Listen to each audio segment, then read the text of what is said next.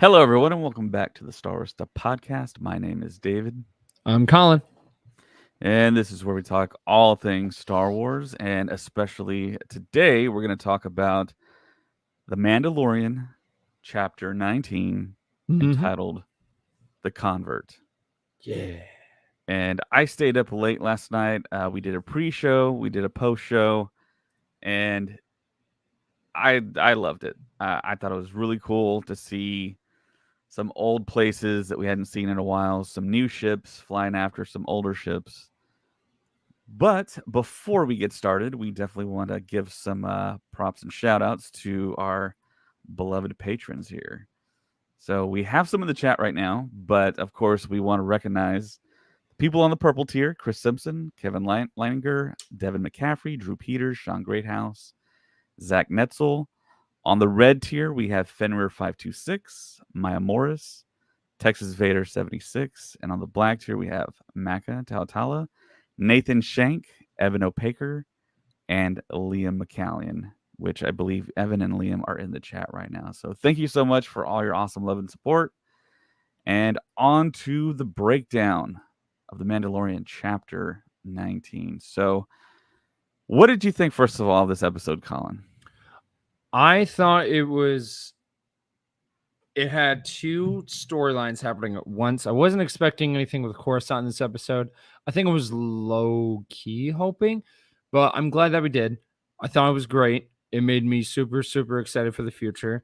There were a lot of Easter eggs towards the prequels, the original trilogy. It was great going back to Coruscant for sure. And then there's also hints at the future, especially kind of a weird resistance one, which we'll definitely talk about um, uh, in a bit. But seeing Coruscant again, seeing the beautiful opera house where we heard the tragedy of Darth Plagueis the Wise was such a reminiscent to Revenge of the Sith, and it was awesome just to go back there. But yeah, loved it. Yeah. One of the big predictions I think a lot of people had was we were going to pick up right as the last chapter ended, which is exactly what we did. We see Bo Katan on the steps with Din still knocked out, just staring back at the water, waiting for the giant mythosaur to maybe rise out of the water. And I'm guessing the mythosaur was maybe like in hibernation or sleeping or something and didn't really care about Bo and Din. And Bo's just staring at the water. Din wakes up. Bo asks Din, did he notice anything? Yeah. And he said no.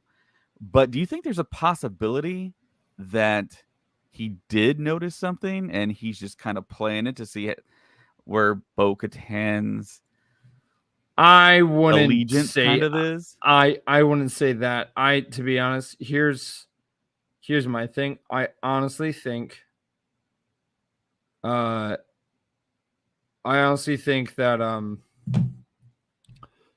he was falling down, he got knocked out. I don't think he saw anything. And for Bo, honestly, I think she didn't say anything. She's keeping it to herself. I think she's not like, oh, maybe I'm imagining something. I think she's actually keeping it to herself. I don't know why yet. I don't know if it's because she's still trying to trust Din and everything. But that's huge for the people of Mandalore. So I don't know. I don't know. I think she's keeping that secret to herself. Yeah, now it feels like she's definitely playing the long game with this and maybe using that to her advantage whenever it will give her a major advantage.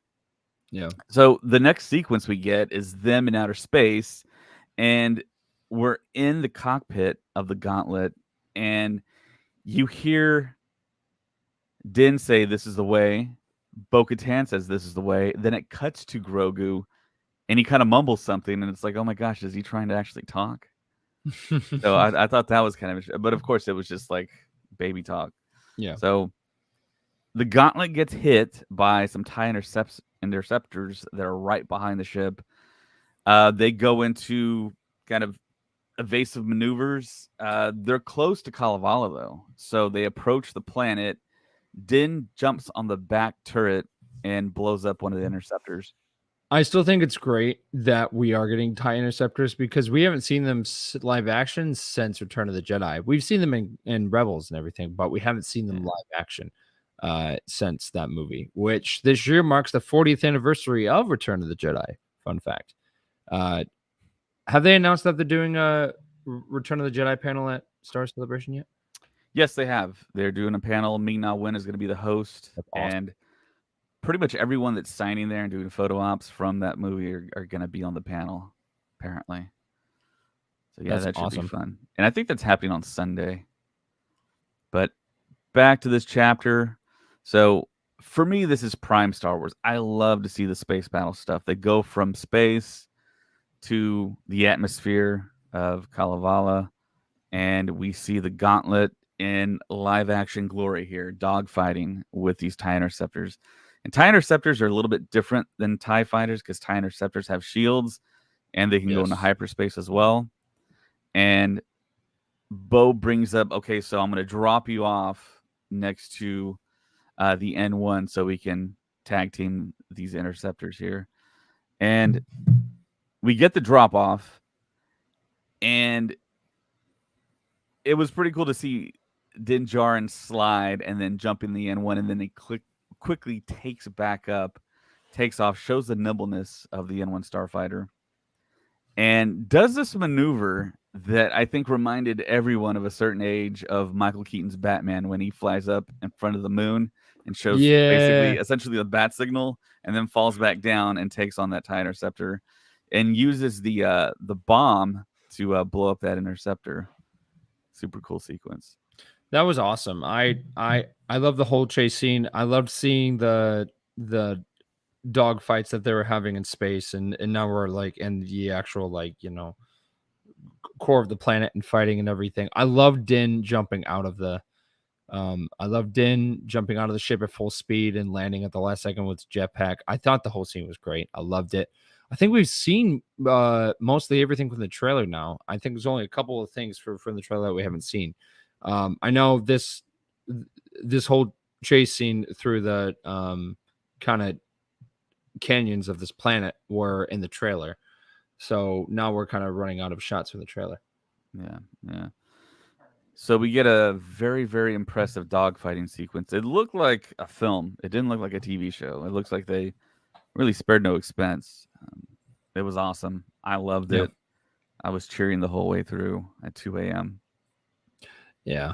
No, dude. I will definitely tell you the part where I like low low key screamed because I was so happy. That moment's definitely coming up. But yeah, seeing them fight side by side in ships is great. I think the trust of the full trust of Bo-Katan will come in time. I think she's deciding if she can actually fully trust him or not at this point. So we think our heroes are kind of out of danger's way, but a new group of fighters show up, a substantially larger group of TIE interceptors and bombers show up, and they blow up Bo-Katan's palace, and she calls them mud scuffers. Yeah. And yeah, it's kind of surprising that castle has stood that long, or maybe it's been rebuilt. I don't know. Did that ever happen in the Clone Wars or Rebels? No.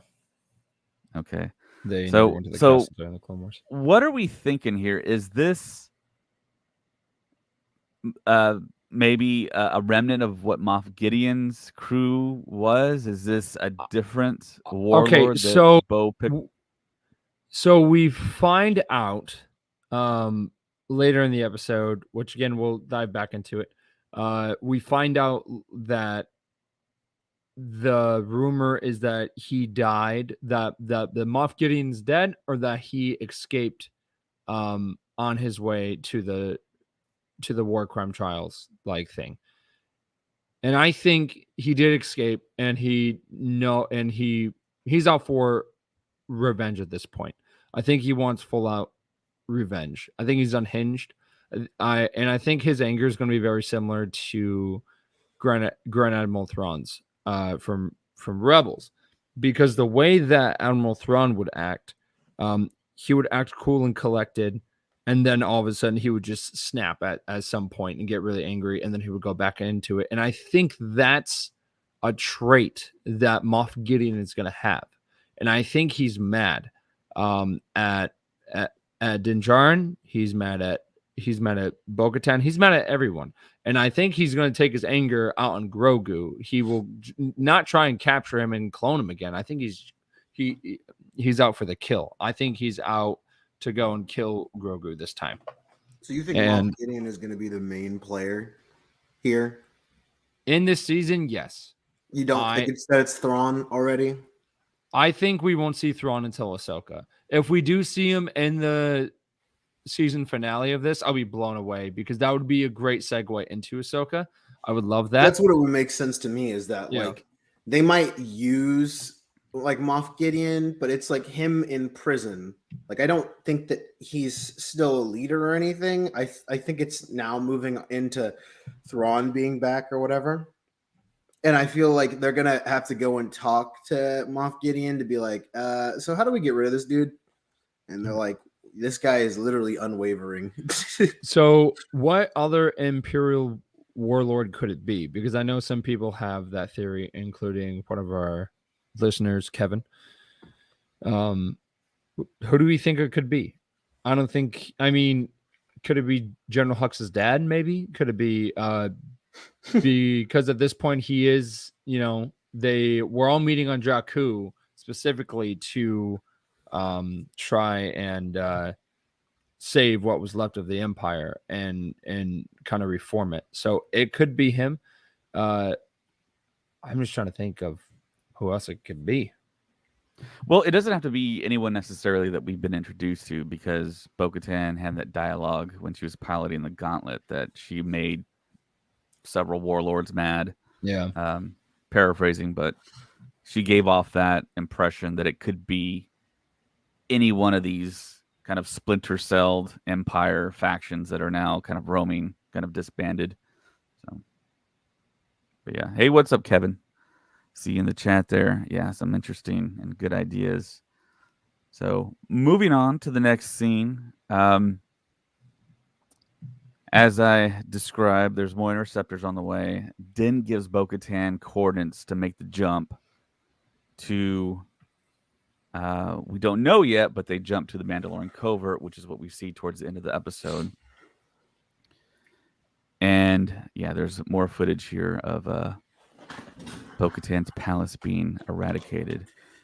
So once they make the jump, we make the jump as an audience to a very familiar place. And this is where I like screamed. This is where like I jumped off the couch. I was like, "Let's go!" Because for a long time, and it's still A New Hope, but Revenge of the Sith will always have a special place in my heart, and I love that movie so much.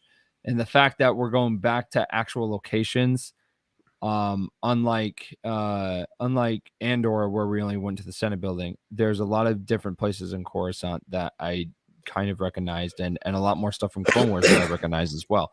But going back to the Opera House, where we heard for the first time the tragedy of Darth Plagueis the Wise, that's so cool. That's so cool. It's no longer an opera house anymore, unfortunately. Circus. Yes. Well, how do we feel about not seeing the Jedi Temple? I was hoping to see the old Jedi Temple, because technically that's canon. Is it canon that it got turned into the Imperial Palace, or is it canon that it just was left alone?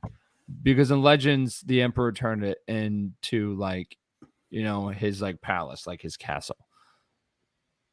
I think the exterior really didn't change much. I think the interior is what really changed. Okay.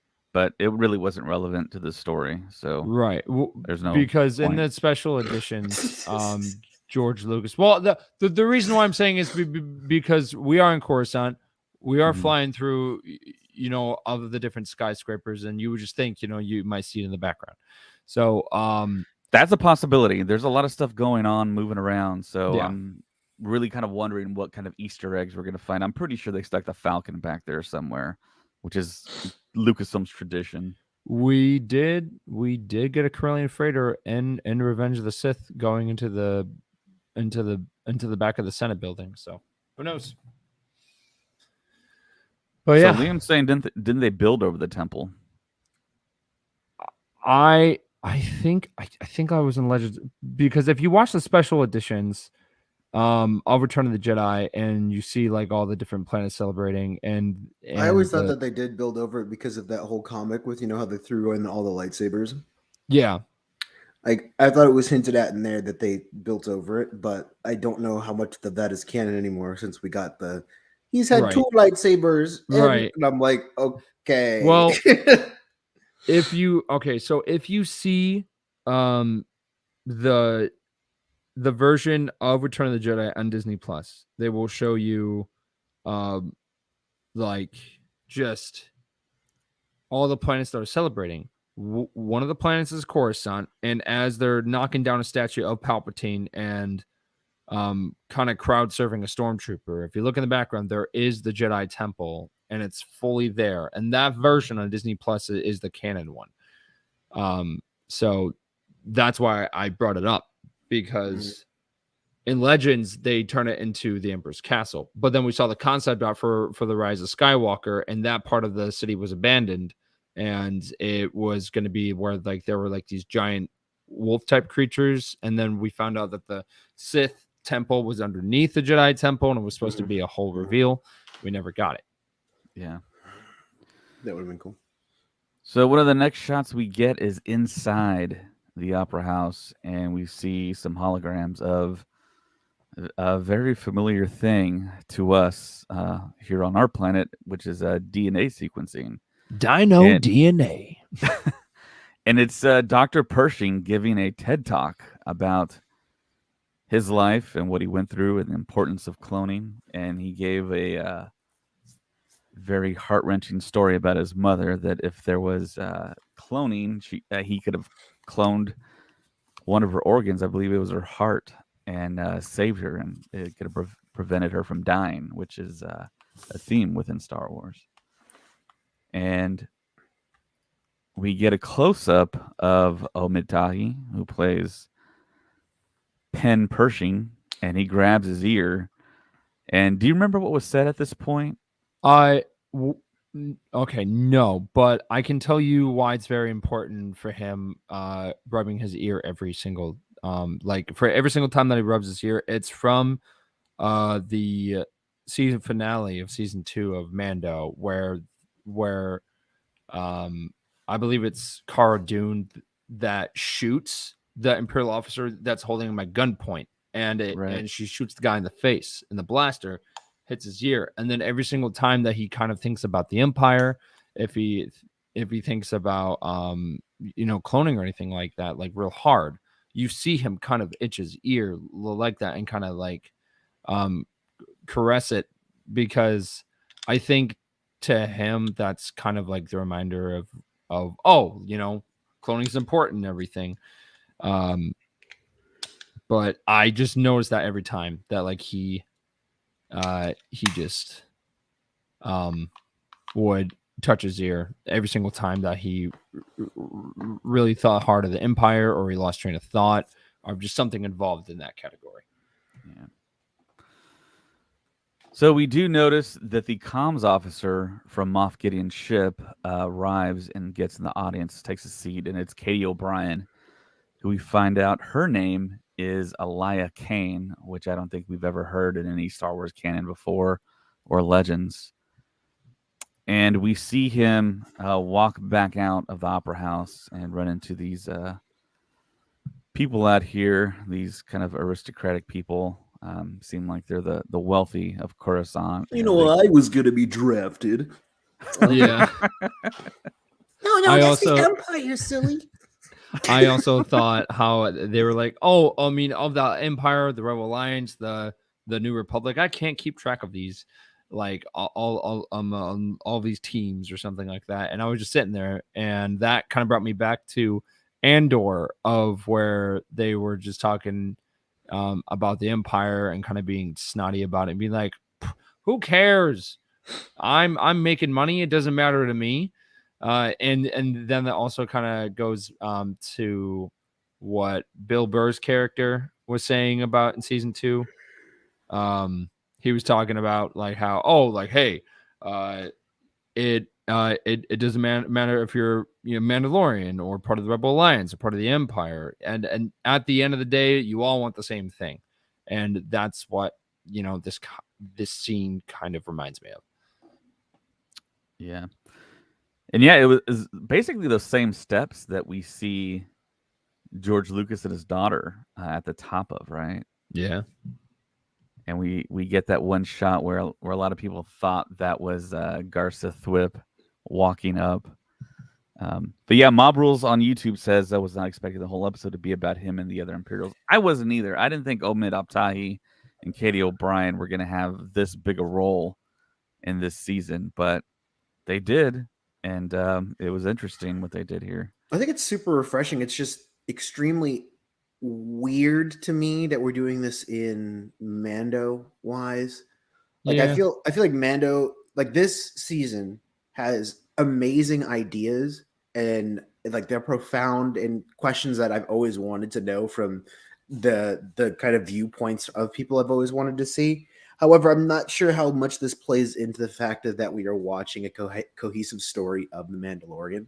And I feel like this is, if we continue like this, it's going to be more detrimental to the future of these like seasons.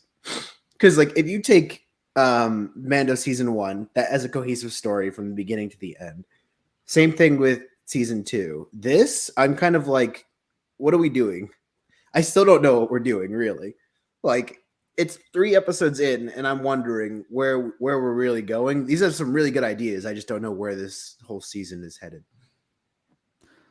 Well, I actually kind of disagree with that because Omid Abtahi and Katie O'Brien have been part of previous seasons, and so they're kind of an integral part, and we're kind of following their story, and we only have so much time to get the whole story going. And of course, we don't know where they're going, which I think is a refreshing thing. And a lot of our expectations, I think, have been subverted, and we've heard that before in Star Wars. But I think this way, this is actually the way, pun intended, to go, because we all assume some stuff it didn't come true, and then some stuff took over the stuff that we're kind of thinking. I mean, it's a little surprising that they went this way. But do you remember like on old shows where like a show would be going for a bit and then they would just have an episode about like these other characters, like these kind of background characters that we saw a couple of times in the main show, and then they would do a whole episode about them, and then they would say, oh well, this was supposed to low key kind of be like the pilot for the spinoff, but it never aired. And to me, right. This reminds me of the announcement that, we were supposed to get Rangers of the New Republic. Maybe this was going to be, this episode was written for that show, but when the show got canceled, a bunch of that writing and everything for Rangers of the New Republic was kind of scrapped. So they're like, okay, well, we've got these scripts and everything for the show, but it doesn't exist anymore. How are we going to deal with it? And they're like, okay, well, how about we put it in Mando? Because I wasn't expecting a 2-story episode, which is where we get Mando and Bo in the beginning, and then they, kind of leave for a second. We get 30 minutes of this, and then we go back to Mando and Bo. So I think this was possibly a script or an idea from Rangers of the New Republic, because it just it doesn't scream Mando to me. It doesn't scream Dave Filoni and Jon Favreau. To me, it does. Oh, really? I mean, okay. This is like story building to me, because it just shows that these characters are going to have a bigger role, and they just kind of kept these same actors in there, and then we have a history with them, and we know cloning is going to be like a big factor, possibly if they continue with the whole storyline of it's going to bleed into the sequel trilogy. Cloning is a huge aspect of it.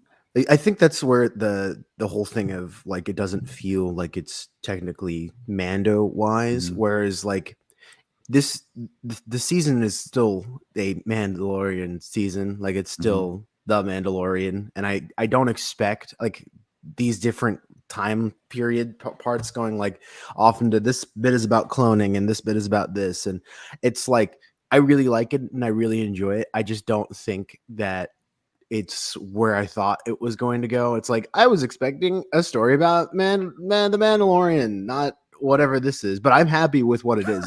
It's not like it's not like a good surprise. It's just by now I'm like, all right. So what is my main character that this show is named after doing? Because I feel like that's the thing we're running into. Because you have Star Wars Rebels, you can do whatever you want during this whole Rebels time. You have the Clone Wars. You can do whatever you want during the Clone Wars. Start naming it after characters, and we're gonna start expecting it from like characters. Right. Like the same thing that happened from like with the whole Boba thing, and people were like, okay, because I feel like people are gonna start being like, where is like Mando in the Mandalorian? I want more of the Mando. But we'll see in the future episodes, I guess. Yeah, Mob Rule says feels like karma because Mando took some episode from Boba in the show. Yep. I mean, it wasn't just one; it was two. But yeah, for me, it wasn't that big a deal. And Kevin says he got a chance to meet Katie O'Brien at Scum and Villainy Cantina. Cool. At Star Wars Celebration, she was inducted to the 501st. Really cool. And of course, she was in Ant-Man Quantumania, if you remember. If anyone saw that. Oh yeah, she was. Yep. She was like the head. Drink the ooze. So yeah, they're back here. I'm wondering what that drink is right there. I think it's like Gatorade version of, or the Frost version of Gatorade. Have you seen that before? It has that kind of like dirty white color. I don't know, but after his TED Talk, Dr. Pershing heads out and runs across these new converts here from the Empire. I feel like they're ex-stormtroopers. I think the one next to Pershing is an officer, and then the other two were stormtroopers. Because they just give off the vibes. Yeah, right away, Dr. Pershing notices the comms officer, played by Katie O'Brien, and kind of lets the cat out of the bag that she worked for Moff Gideon. And the other three guys are kind of freaked out and like, you never told us that. She was trying to hide it, and obviously we know by the end of the episode that she was kind of a double agent. But yeah, it's an interesting conversation, and they're all just kind of hanging out, and one of the cadets there asks Dr. Pershing, what does he miss? And I think he starts to mention something about the Empire. They're like, whoa, we're not talking about that. We're talking about more of the more pleasant aspects of being in the Empire. And he brings up the biscuits that he misses. And of course, that comes back around. And they just have like a little chat here. They're just pretty much at ease. And of course, this is building on the story in this episode. And we also see kind of this carnival type atmosphere on Coruscant. And we see them eating these popsicles that light up, which I'm sure that Colin and Josh are going to see those on Batuu shortly here. I don't know how they're going to do it, but if someone's going to find a way, they will. Well, they have drinks that light up. I drank a drink. Well, that's different because they have like the ice cubes like at the bottom, right. but this is like Colin, a pull up. Hear me out. We take a glow stick. Here we go. We take a glow stick and then we put it like, you freeze juice around the glow stick. Okay. And then there you go. But so you'd crack the glow stick on the bottom then? Well, all you'd have to do is literally make one stick that you can just light up and then just freeze like a normal, like a juice bar around it. And then But you can't put the juices on the glow stick because what happens if the glow stick breaks? I know, I'm joking about it being a glow stick, but you can just make it like the stick just light up. Yeah, I was like, that doesn't logically. I would not doubt that we would see that within the next year. Well, hey, how's it going, Miss Sunflower, all the way from the Philippines? We learned last night. Hello. Oh man, yeah. No, I loved this. I loved this kind of atmosphere and everything. One thing I was not expecting, and this is crazy because Josh and I hear like every day, is the Resistance theme. You like hear the March of the Resistance theme in the background. I don't know if it's just there and they threw it in there just to be like, the hey, music we sounds are cool. Throw it in there, guys. it's just like we are tying in the sequels to the Mandalorian, or they're doing what they did with Solo, of where when Han loses Kira and he's kind of panicking and trying to find a way up the planet. He starts to hear the Empire theme and he walks over and he joins the Empire. Maybe there's a Resistance or a New Republic stand where they're like, we need more fighters like you. Join the New Republic, and they have that theme playing, and then that's like the New Republic theme, and then just carried over to the Resistance. Yeah.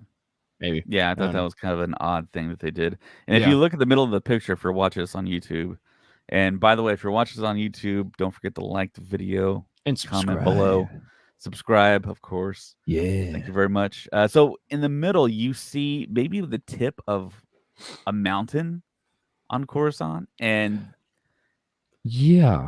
Elia does talk about the fact that this is one of the only spots on the planet that you can actually see the actual planet.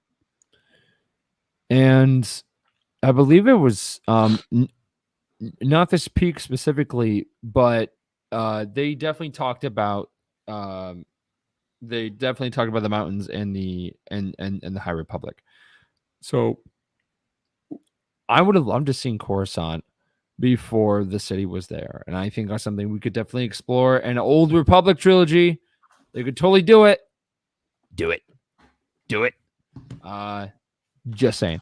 But how did we feel about this scene of just seeing it's a fun little bit of lore? I was like, wow, that's actually very interesting. When they're giving the whole explanation for it, I was like, wow, it's very cool. Yeah, love it. Yeah, thought it was cool as well. We jump to I know this picture is a big jump from the story, but Dr. Pershing gets a ring at his apartment, and there's no one there, but there's a little box, and it's the biscuits that he referenced at the tables when he met up with those cadets. And of course, it's from Katie O'Brien's character. And he wants to... Go ahead, Josh.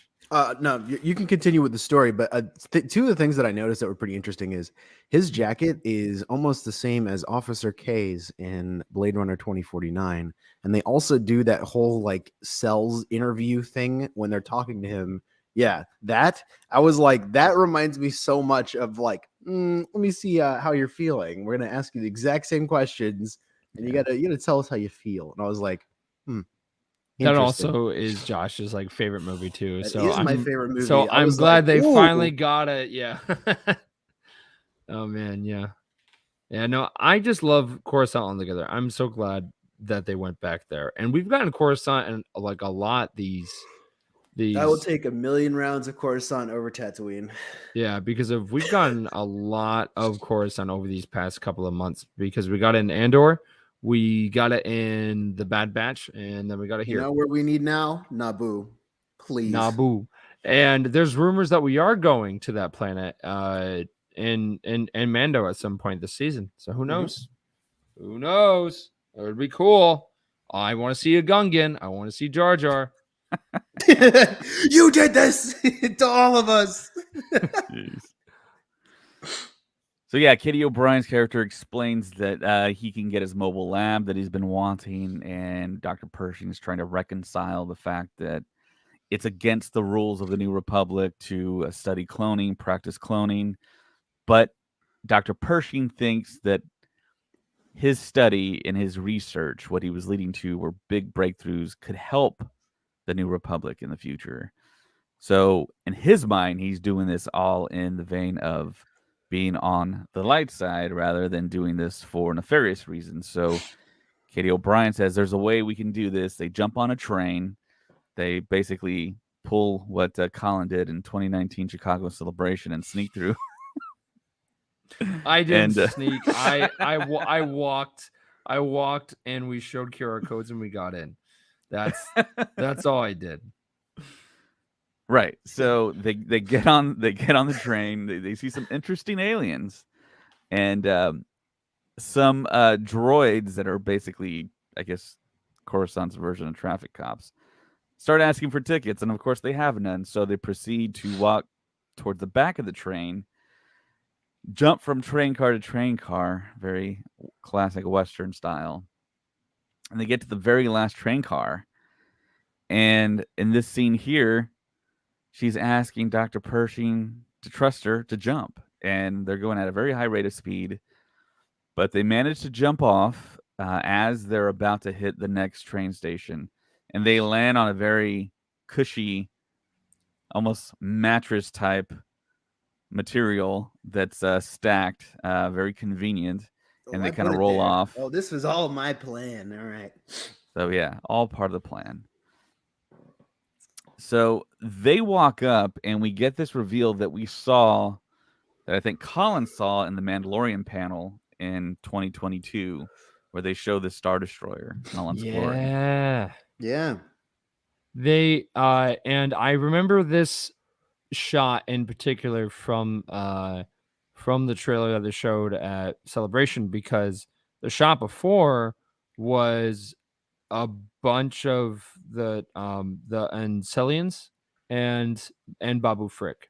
Like it panned on Babu Frick and then a bunch of them, and then it showed the ship, and we were just like, what is going on? What does this all mean?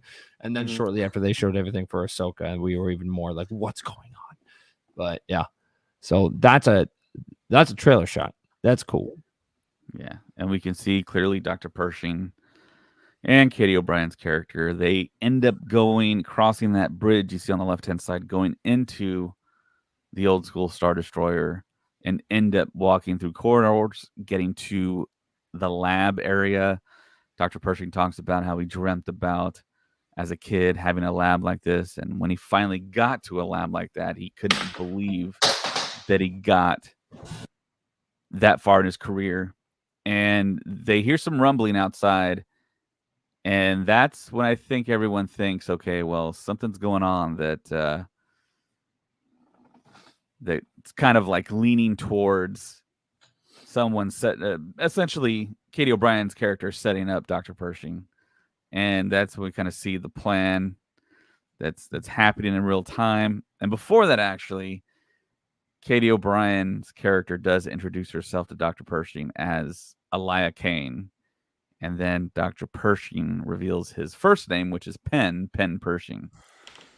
Thought that was interesting. And they run out, and they are essentially thinking they're possibly being chased by something. They see lights through a window, through a blast door. So they run out, and they immediately see what looks to almost kind of resemble something out of The Last Jedi when they were on that on Canto Bight on the beach. Some cops stop them, shine a bright light on them, and only tell Dr. Pershing to put his hands up. And then Elia Kane turns and looks at Dr. Pershing with a very, very stoic face, and we find out that, yeah, she was basically setting up Dr. Pershing. He's arrested and is taken to a chamber where Dr. Pershing says, this is a mind flayer, isn't it? And this Mon Cal tries to reassure Dr. Pershing that, no, I assure you it's fine. It's not a mind flare, but I think in actuality it is, but it's been tamed down, maybe repurposed, refurbished by the New Republic. And we see it in action, which is kind of horrifying. We got this kind of stuff kind of at Andor as well with Bix. But basically the mind flare just erases your mind completely. But we all see the Twi'lek, the male Twi'lek inside, set it to a low setting. And Elia Kane says, do you mind if I stay? I mean, he really, Dr. Pershing means a lot to me. She stays. The male Twi'lek attendant leaves, and she turns up the voltage, essentially.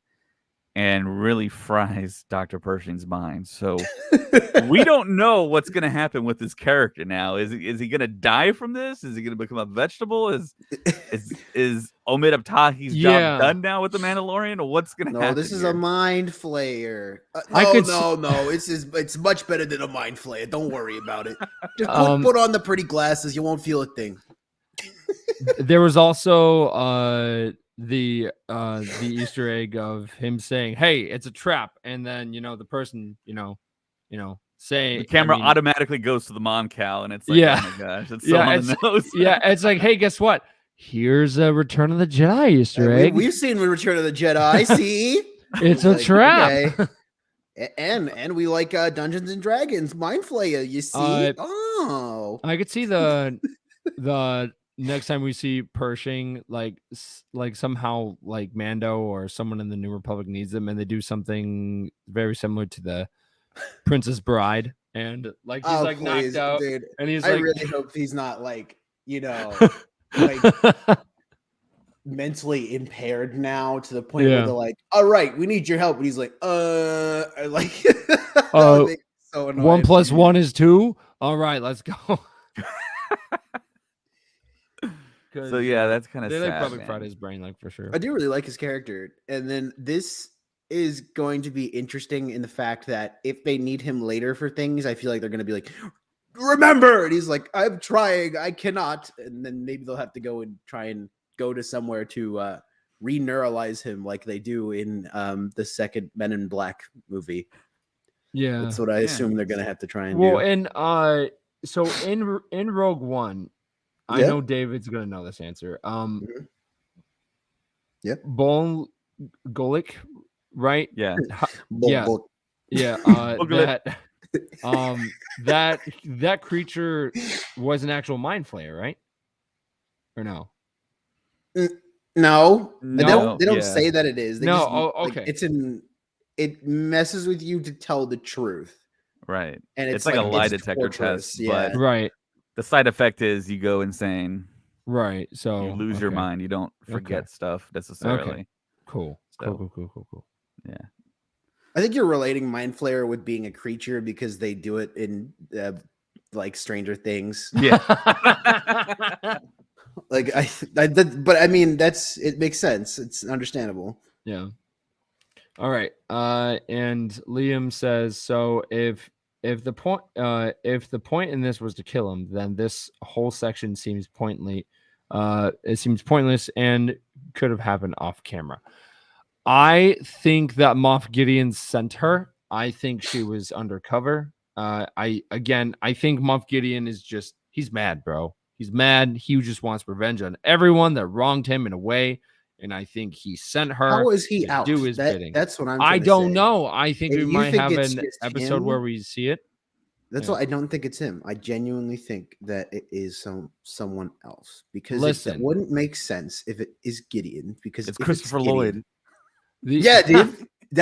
I wouldn't doubt that. Like that would seeing him as a warlord would be awesome. I would love every moment of that. I would hate and love the character because it doesn't make any sense for them to keep on saying Moff Gideon is going to be like he can get like 100%. He can continue being a big villain and a main bad guy, but right now he is captured, so he has to have at least one episode of being able to escape.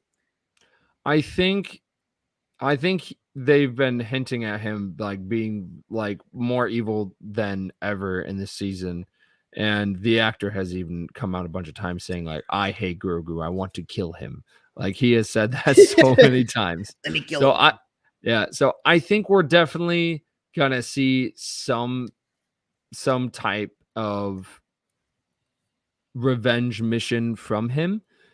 And the other thing is, maybe he might be seeking redemption and he's like, I need more allies and stuff, because maybe he comes back and the Empire's like, no, you failed, you got captured, we don't want you. Whatever you say, Gus. Right. And then he's just like, wait, you know what? I heard Grand Admiral Thrawn is out in the middle of nowhere. I'm going to lead a mission to go find him. And then somehow we find out that he plays a big, like a semi-big part in the Ahsoka series. I doubt it, but I'm just trying to think. Yeah, I really like Miss Sunflower's point here. Well, she says on YouTube, well, I think they're beginning to explain the beginning of the First Order, which Favreau and Filoni promised in that Star Wars Celebration panel before Mando Season 1. Yep.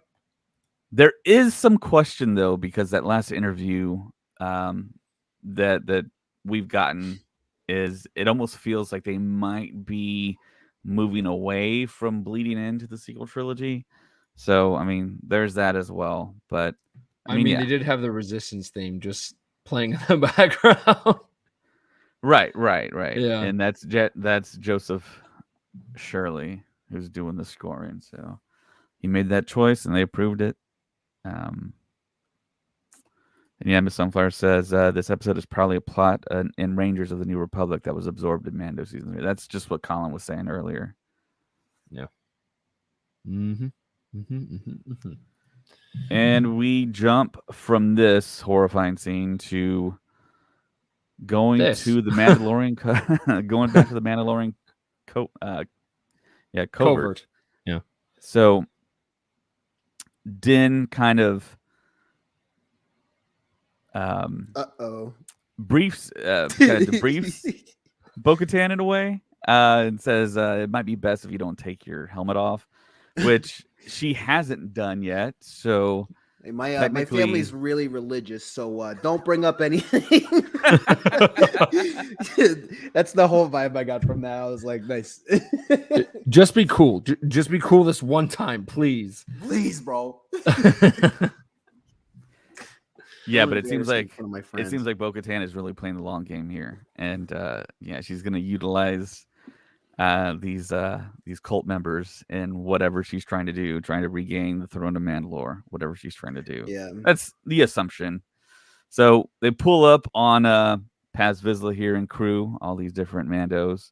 Look at them. Yeah, that we've seen in the trailers. His helmet's so tiny. Celebration trailers. Did you see the new custom Mandalorian that Hunter made for his trip for the Halcyon? Or no?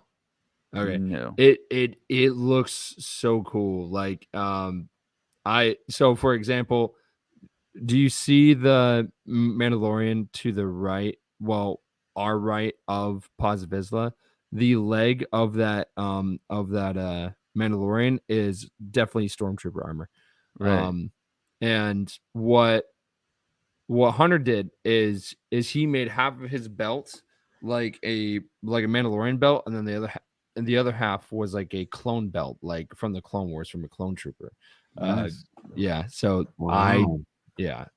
and I love that. That's like a kind of trend that you see here, that these Mandalorians are using different parts of armor and everything because they probably don't have their own armor. Yeah. Are you sure that's not like a clone?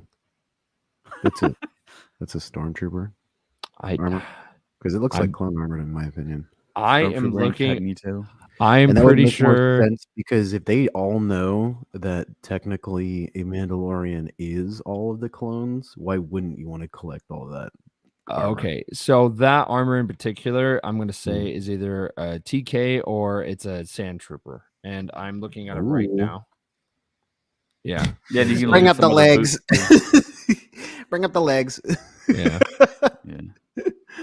Yeah. Rodeo, mate. And then this is the clone, like, of what the. Yeah. So yeah. Nice. Just saying. Oh, yeah. So yeah, they're taking to the armor. That was weird. Okay. Anyways, yeah. And the armor asks them if they've bathed in the living waters. Lies. Lies. Deception. It wasn't and bathing. Din He fell all Djarin the says way yes. down. Yeah. Din Djarin says yes, that they have bathed, or he has bathed, and he has proof. He has a vial of the water, and it's like, can you just like put any water in there? But no, there's a way to prove that it's the living waters when the armor pours it into that that pan from Harry Potter. And Bo-Katan confirms that she has bathed as well. So the armor is just like, well, you're part of the cult now. have you removed your She's helmet? so She nice says about no. it. I was like, why are you being so nice? You are now You part of the have tribe. Never been this nice, dude. I was like, what is going on? I honestly do feel like her ancestors on both sides knew each other and enough for where she's kind of like being respectful and like, don't worry, you can join us. Welcome. See- I'm like, what? You would never have done that.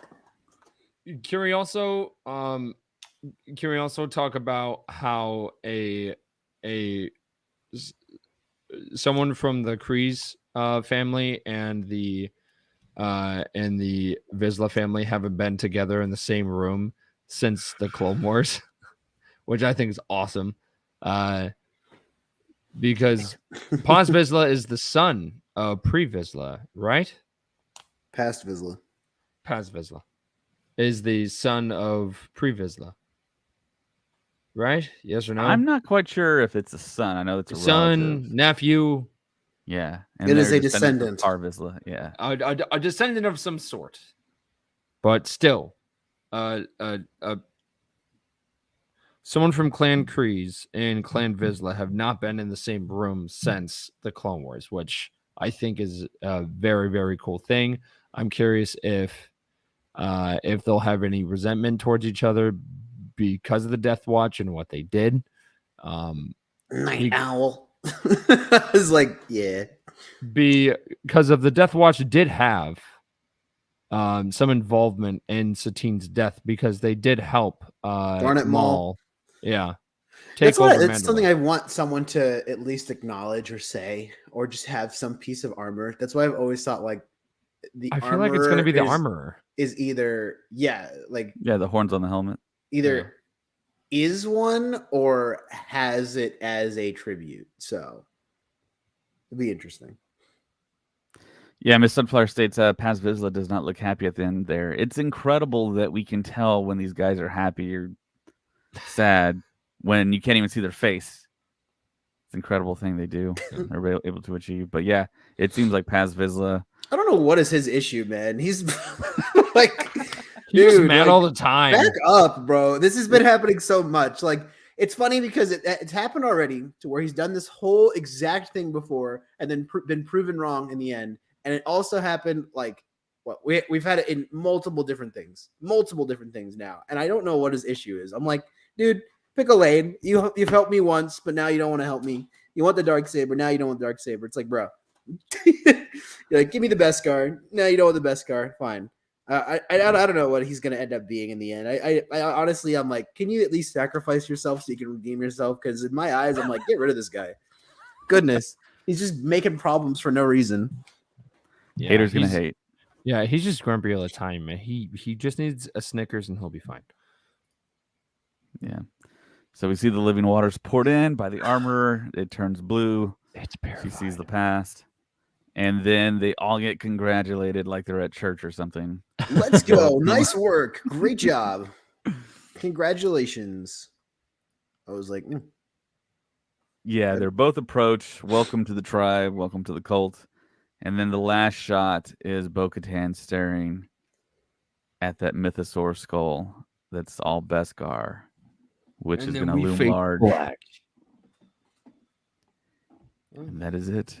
This is a long episode. Yeah, Disney Plus says it was 59 minutes long. 59 minutes long, which That's that's like the longest episode that they've done, isn't it? I think so. I think it was longer actually than the first episode of season 2, which felt like a movie. Yep, because of that one was 56 minutes. So yeah, in this season we've had the shortest episode and we've had the longest episode. That's wild. Cool. Well, how do we feel about this episode? Like on a scale from 1 to 10. Actually, it's so hard for me to start giving these like numbers out because I feel like if we were doing the 3-act structure and you do the 3 episodes, so you always do that for like a pilot, kind of like you do the pilot episode, second episode, and then you let it resolve itself. Okay. I don't feel like anything has been resolved except for him going to the living waters. That's the main thing. and I don't know how much of that really is because is an inciting incident into the next part of the season. Like, I'm like, how much of it was really just being back with the clan again? So I'm gonna like personally, like I would say, like I like this episode the most out of any of the episodes that I've seen so far because it had some cool ideas and had a little bit of a payoff for the end. So I'm gonna get like 8.5 for me. Yeah, I think I'm leaning like 8.7. I think the more I think about it, the more I watch it, I think the more I'm gonna actually like it. Um, the dogfighting at the beginning was awesome. The continuation, the fact that they just didn't cut to black once Pershing was flayed was a good move on their part to show us to reacquaint us back with Bo and Din, and then getting redeemed, no longer being apostate, and joining the cult. Now we know that we have a bigger Mandalorian force for whatever is the next trial or battle. We're going to see a bunch of Mandos now, and now I think we kind of know that that drop scene when all those Mandos drop from that ship. I guess it was a gauntlet because it looked like the same kind of like door opening that we saw. I always kind of figured it was a gauntlet because we've seen them in Rebels and we've seen them in Clone Wars, like of the actual like inside of the ship of like the seats of where they drop out. So I always figured. I think the last shot of the trailer is them fighting. What is them fighting on Navarro? Is the Mandalorians are back in Navarro? And yeah, you see out. Paz Vizsla still in the cult with his chain gun. And I think that's going to be because the pirates invade Navarro, and then the Mandalorians are like, "Hey, this is the way. We got to go over there," and maybe the Mandalorians move to Navarro, and that ends up being like their kind of new like location. As we were saying, I think the pirates will show up in what are we getting at? Like Skeleton Crew? Yeah. I'm gonna be really annoyed if that ends up being like the main villain of Skeleton Crew. I'd be like, oh, okay. I'm like, oh, okay. Well, there he is. I am excited for the possibility of Hondo showing up. Live action Hondo. I don't think there's one person that would not be like, let's go, woo, except my wife because she hates Hondo. But are you serious? Yeah, she does not like Hondo. She hates that guy, and I'm just like, why? And she's like, he is so deceitful. Like, yep, that's a pirate. Yeah, he correct. He tried to kill Obi-Wan and Anakin, and he just screwed over so many people. And I'm like, do you not like Pirates of the Caribbean movies? Because what on earth do you think Jack Sparrow does? He does the exact same thing. Oh yeah, and then there is the droid bar, which I know in the future, I already talked to Hunter about this, but we are going to do a full droid Mandalorian, a droid Mandalorian breakdown where we just talk about all the droids, all the craziness that we got this season of all the droids. And then there's the Order 66 shot, and then there's also and then there's the droid bar. So yeah, there's a couple of more shots. I think the stuff with Order 66, I'm hoping it comes up soon. And if it does happen, how does it get triggered? Is it Mace Windu? Is it Max Rebo? Is it Luke Skywalker? Who knows? Luke Skywalker. He goes through the world between worlds and like, bam. Yeah, he's like Grogu. Boop. He saw into his mind when he was training him for that whole year. And he knows Ahsoka. We all know he knows Ahsoka. So he did the world between worlds, goes back in time. Christopher Lloyd might be there. Christopher Lloyd is just kind of hanging out like on the beach somewhere, and it's just like, oh, it's time. And then he just kind of runs up and he's like, all right, what's my part? Because I'm curious of what he's gonna do. Will he end up being an Imperial warlord? I really hope so. Seeing him in a villain role like that would be great. We haven't seen him do a villain role like that since Roger Rabbit, I believe. He's going to be the Danny Trejo of this series. He's going to tame the Mythosaur keeper. I don't know. There's a lot to look. Oh, yeah. Okay, hang on. Colin's Hang gonna on. get triggered. In Oh 3, boy. 2, Hang on. 1. Yep. There we go. Yeah. All right. So, what's up with that? Why? Yeah, you had it all lined up. You waited till the last second. Honestly, I swear, if I don't get into the panel again, I'm gonna be so mad. I just want to get into that Lucasfilm panel. We'll just sneak in.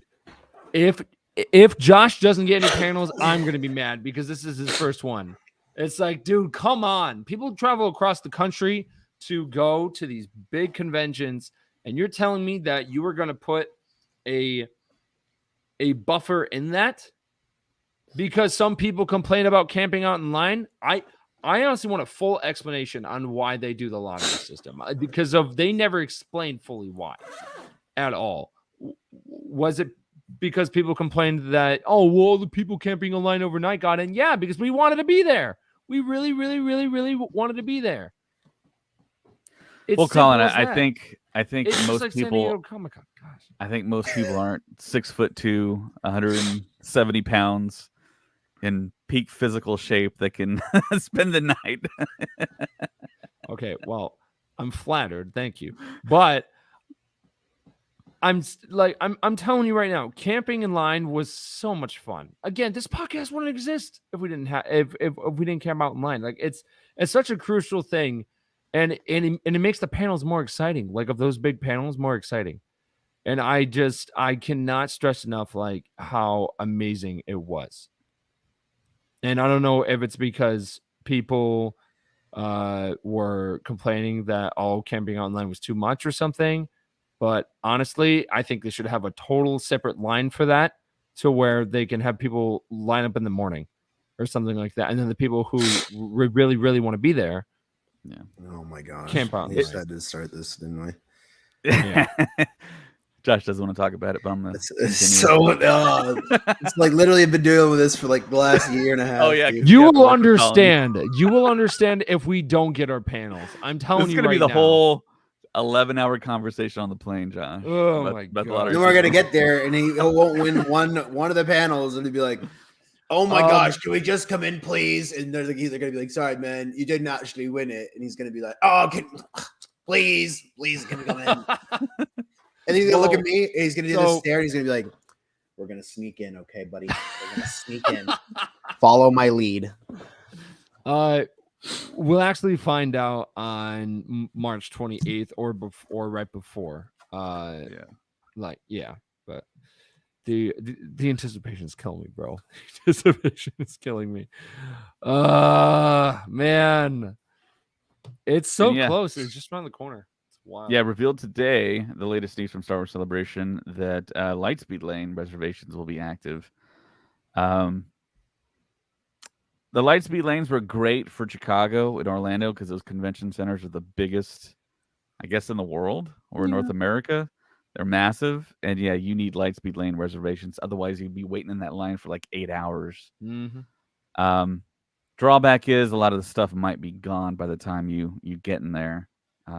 So there's that as well. I didn't even go to the Celebration store in Anaheim. Did they show all the vendors? Yes, they did. There's a list. If you go to StarWarsCelebration.com, you can actually look at the list of everyone there. Some really unique vendors from the UK and Europe are going to be there, so we might want to visit those guys and pack light, because if you want a bunch of collectibles, you're gonna have to fit them in your, my bag. Yes, in your bag, in your carry-on. Correct. Yeah. And the latest report that I've heard, there is not any type of shipping on site at the XL Center. You can mail out like postcards, but you can't mail out like merch that you get. You can't mail out big boxes from there. Which that is gonna suck for shipping.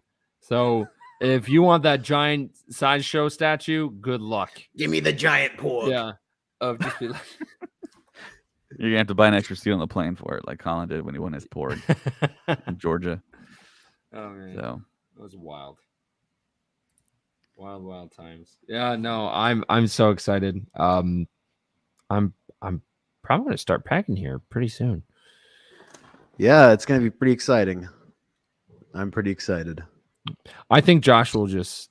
So Josh, I'm gonna have to talk about this because I thought it was so funny. But Josh thinks that Star Wars right now is mid. He thinks it's just okay. I think Star Wars feels unfocused as much as it used to be. I'm okay with it as long as they acknowledge that it is unfocused in towards what we're going towards in the future. I'd like to be surprised. I just feel like there's been a lot of mediocre things happening in Star Wars right now. It might just be a slow time in Star Wars. I do miss movies. And I don't think we're at the whole Marvel point where everyone's like, I no longer care. But I feel like we're gonna have to start ramping up something to keep people ongoing with Star Wars. And I hope we're going to see a lot more of what our future is with Celebration, because they're not having another one for a few years after this Celebration. So it makes me think that they're going to be like, here's your bombshells. This is where we're going. See you in a few years. Yeah. 2025 will definitely be the year where it feels like it's Force Awakens again. And we'll probably get Force Friday and all that stuff. Whoa. Because we haven't been in the theater since 2019. That's the last time that we went to a theater and watched Star Wars. And Star Wars, I think I've talked about this the past couple of episodes of the podcast, but honestly, that's where Star Wars started. And that's where, the excitement and everything, belongs. We didn't get live action Star Wars on TV until 2019. And then it just kind of took over the Star Wars universe. So it's going to be nice to go back to the cinema, sit with your friends, have a bucket of popcorn, and just enjoy a great sci-fi fantasy film. Like, Star Wars is amazing on the screen, and it's going to be awesome to see it come back. Don't know the story, don't know the plot, nothing, but it's going to be great. Yeah, I kind of agree with Josh's take that it is kind of mid. I think The Mandalorian is what is really keeping Star Wars relevant right now, and everything else is pretty much for hardcores and for people that are just kind of like wanting to catch up and just have Disney Plus. And it's kind of a shame, really. It's 6 years between films for Star Wars. To me, that's just unacceptable. But apparently, we're going to get film announcements at Celebration, which is less than a month away. Well, yeah, to be fair, we have been having all these stupid cancellations. Like, we got this new movie coming out. And they're like, just kidding. Back burner. And I feel like it was planned like there was going to, but then they're like, money. And I'm like, okay, whatever. Do you guys think that Kathleen Kennedy will be at Celebration? I'm sure. Yeah, for sure. Yeah, unless she's sick or recovering from a surgery or something. But yeah, she'll definitely be there. Okay. And I'm hoping for lots of surprises. I can't believe that we've got John Williams twice and Harrison Ford twice for my past celebrations. I still can't believe that, because I've just seen John just do the theme for Duel of Fates, and then Indiana Jones, then Harrison Ford walked out. I lost it. I think our whole row was crying. We were just like, oh my God, why? So yeah, I'm so excited. And the fact that John Williams is still going and he's not retiring is wild to me. You're like, how, dude? Yeah. He technically did retire earlier this year, but then he was like, actually, no, there's more Star Wars films. I'm in. Okay. So that's wild. I think he's just gonna record them all now. What if he scores the new Star Wars films? Yeah. He's gonna keep on going. Jeez, that's crazy. Yeah. Oh man. Star Wars. Our next episode breakdown will be the Bad Batch, episode 13, and there's a lot of Easter eggs in that one. We'll definitely break that down. David, is there anything else? I think that's it for the Mandalorian. I really love this season so far. I love what they're doing. I love the different takes that we're getting, and I love that it's a little unpredictable. And the emergence of Bo-Katan. I think we all felt that she was going to be a primetime character in this season. Maybe a little more like evil, but I'm satisfied with Bo-Katan and Katie Sackhoff's acting, and the choices that they made with her. So For yeah. For toy wise, I forgot to mention that they actually did show the. I think with every episode of The Mandalorian, they're just gonna have like a small like Lego set from like each episode, because of they dropped the new Lego set of The Mandalorian where it's going to be the spider cyborg creature, and it comes with Grogu, Mando, and then Bo fighting it. And I was like, oh, cool. So to follow that cycle, they might do, something from the from this episode, and then they'll carry it on, going forward. But yeah. So if you're a Lego fan, keep your eye out. I'm kind of disappointed in you, Colin, and in myself that we didn't make the correlation of Shelob in the minds of Mandalore. I know. Picking up Din. I know. Same way Frodo was held, yeah. I know, man. I know. I lose sleep because we had the Mines of Moria reference right there, and everything with Lord of the Rings, and it's fine. It's fine. Don't worry. It's fine. But yeah, that's everything for this show, episode, folks. Yep. And if you're watching this on YouTube, don't forget to subscribe, like the video, comment below. It helps out the show, the podcast. We're also on Instagram. Podcast. Instagram. Twitter at Stuff Pod. And of course, we're on Patreon. You can look us up by going to Star Wars Stuff Podcast 2187. We're on TikTok. You can email us directly.